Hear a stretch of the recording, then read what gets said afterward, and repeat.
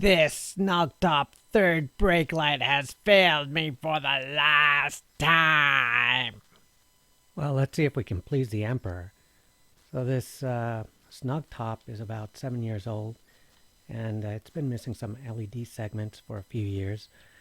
Now, I've seen other SNUGTops with this same problem, and there's a few replacement options. One is to buy a new third brake light, which is about $75 from what I saw online, or find a replacement LED circuit board.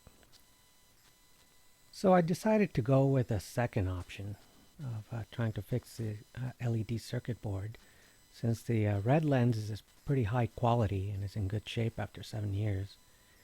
And since there's a potential for the new replacement, direct from SNUGTop, to go bad, since I've seen others with similar problems. And I thought it might be cheaper if I can just get the LED circuit board on its own.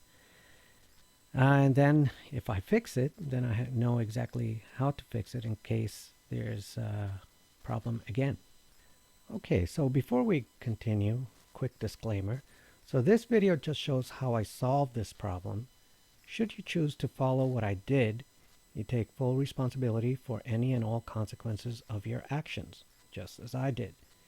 And, of course, I recommend you follow all applicable safety procedures. So here's what I did. So this is what the old LED looks like from inside the shell after taking off the cover. And when I measured it, I needed to find something like a 12-inch long LED board. After much searching on Amazon, I found this one for $10, and it turned out to be about 11¼ inches long.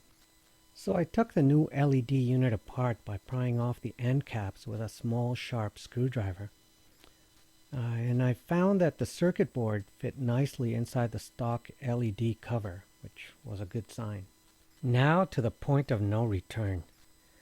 Prying off the black plastic cover from the red lens, which I did with a chisel, it just pushed it between the black part and the red part on the old LED, and gently twisted and made my way over from the left side to the right side. And the black part did break a little bit as I was doing this step, but I figured I could glue it back together or just not use it in the end. Note there's a bead of hot glue around the wires on the old circuit board, and it holds a little bit of that black plastic cover on. So you have to kind of cut around the glue to get the wires out from the hole that they poke through in that black cover. Here's a comparison of the new and the old LED circuit boards. The new one with 40 LEDs is on top, and the old one with 32 LEDs below it. The new one is about 10 millimeters wide, while the old one is 8 millimeters wide. And more on this a little bit later. I thought I'd check the relative brightness of the LED boards. So here's a comparison about 6 inches from a white drywall sheet, the new one on top and the old one below it. And you can see that they are about the same intensity, but the new board has a bit more chaotic light spread than the old board. But I call that good enough. So I placed a dab of hot glue on the wires right where they're soldered onto the circuit board to keep those wires in place. And I added this cute little connector in case I got to do this whole thing over again. You can see I have a connector there ready to be soldered onto the wires that come out of the shell.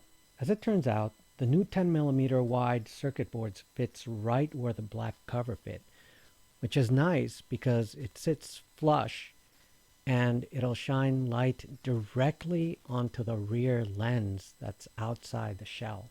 I cut the ends off the black cover and used them to cover up the gaps on the left and right side, being careful to center the LEDs in the red lens. As a result, you see that the left side black end is longer than the one on the right side.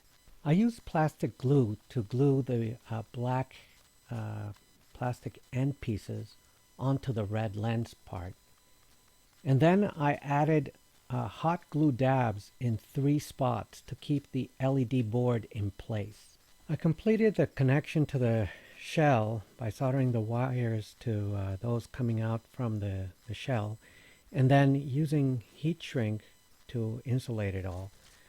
Now, I live in a pretty dry climate, so I felt covering the whole board with electrical tape was sufficient to finish the install. But if you're worried about moisture, the alternative is to use silicone caulk on the whole board or on the whole seam around the circuit board to seal things up. So there you have it. An armed and fully operational SNUGTop third brake light. Good. Good.